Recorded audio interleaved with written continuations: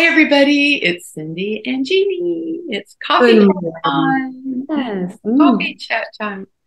Today, I want to share a story about moving to San Angelo, Texas.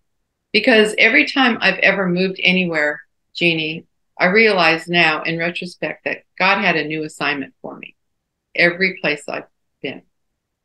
So when I moved to San Angelo, I was thinking, okay, I know I'm here for a reason, not quite sure what it is. You know what I do, and I'm sure I'll learn. When I was in Nashville, I had done a whole series of instrumental music. So, I had my songwriting that I did with Jose Cuervo and all of that. And then I shifted over to just ambient piano music. And in between that, I did children's Christian music, writing songs. So far, I had only been a songwriter. And then I went to ambient music. Went out to paint rock because somebody told me it was a really cool place to go. And it's this ancient sacred ground for the Humanos, the Humano Indians.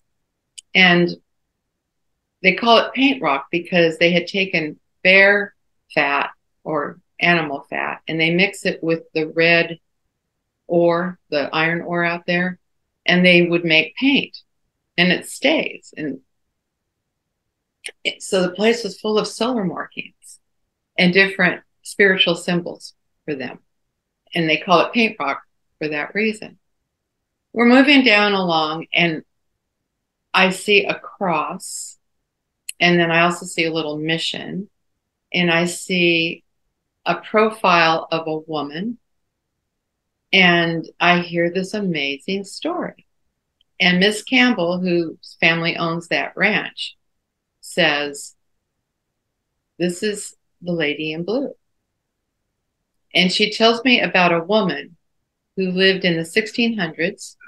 She was born in 1602, who would bilocate to the New World to evangelize to the Native Americans here.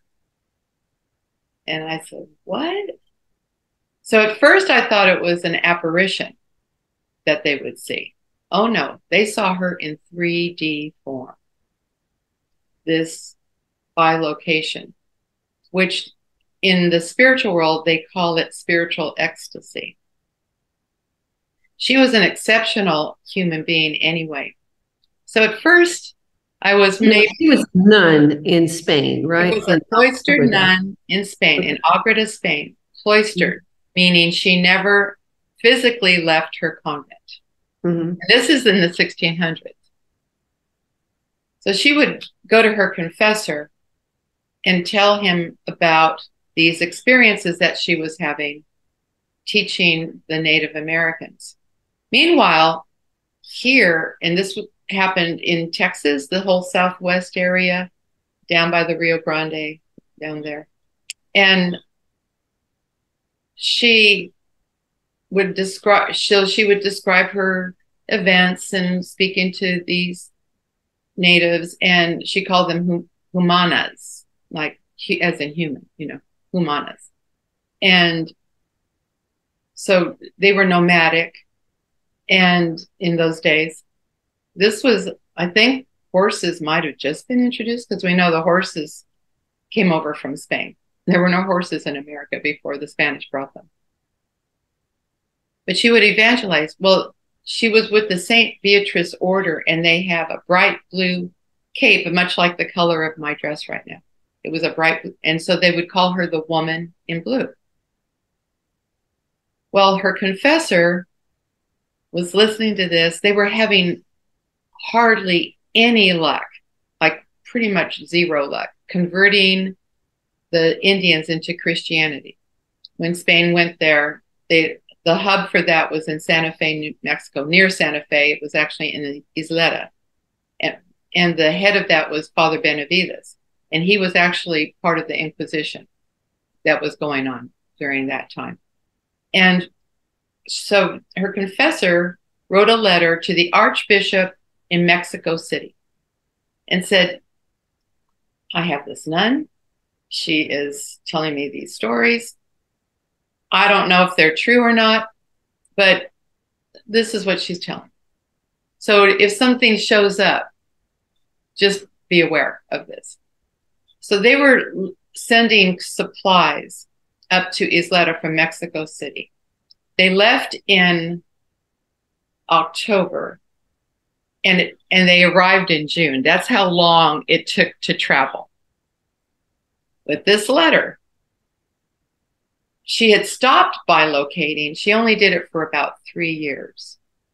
And so they got this letter and they said, Benavides was looking at this letter, and one of the priests or two of the priests said, these humanos come every July for the last 6 years looking for the lady in blue.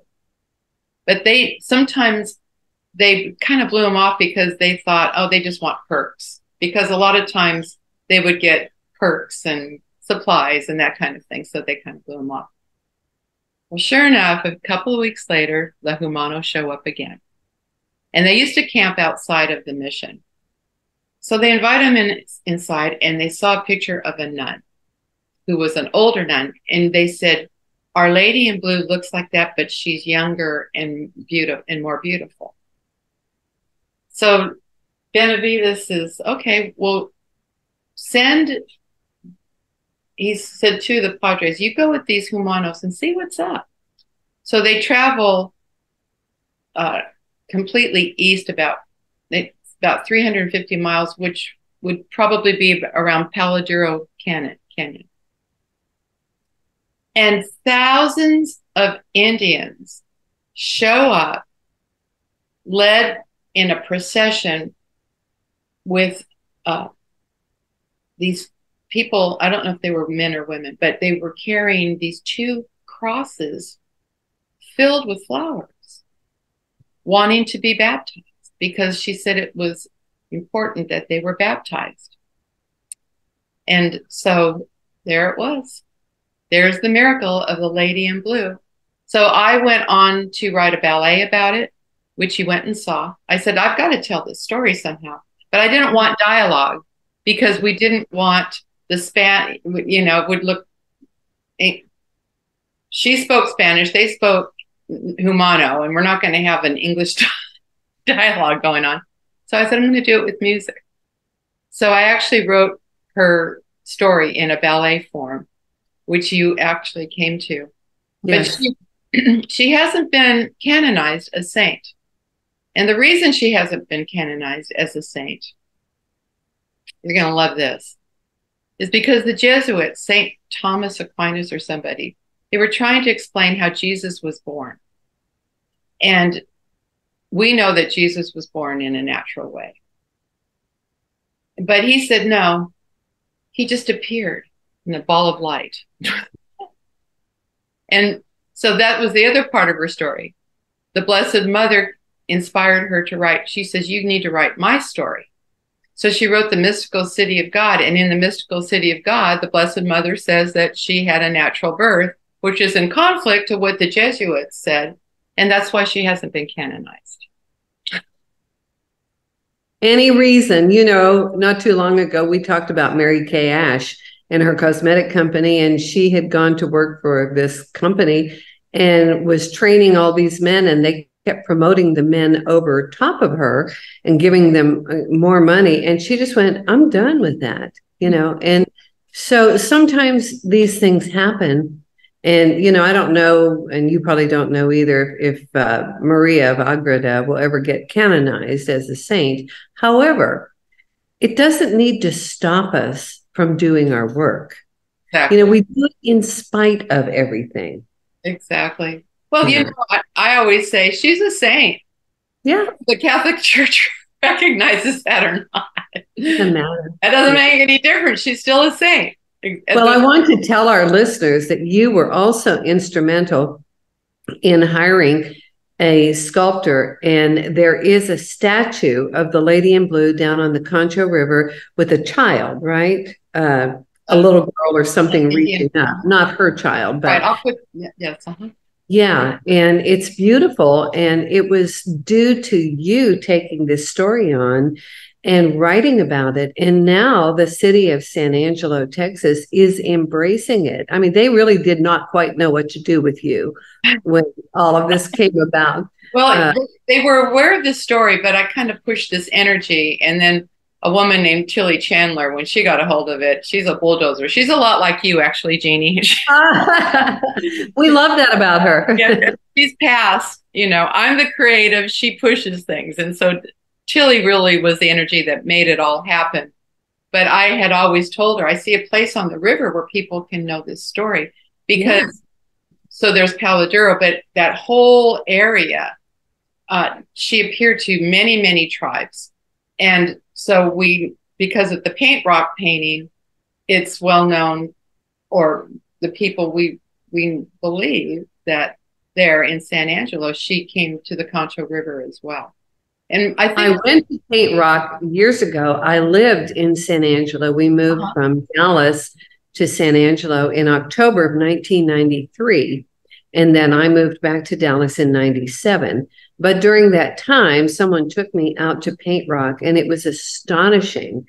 And as you say, the vibe is so high there. oh There is yeah, a holy place. it really is. And out in that area is where Dennis, they've drilled oil wells out there. And Yes. even out there by where you are in Menard, I don't know if all the way down to Junction, but that whole area in West Texas, Mhm. I asked Dennis because we know Sedona has these big crystal vortexes underneath. Mhm. I said, and I'd heard that they're there as well. And I said, Dennis, do you ever find crystal when you're drilling for oil? He says, I've never not found crystal Mhm. out in that area. So we there's energy in the crystal anyway, but I've never been in a place where I felt that much peace because I had just moved there from Nashville, Tennessee, which was a lot of Civil War action, especially there in Franklin and Nashville. The land holds energy.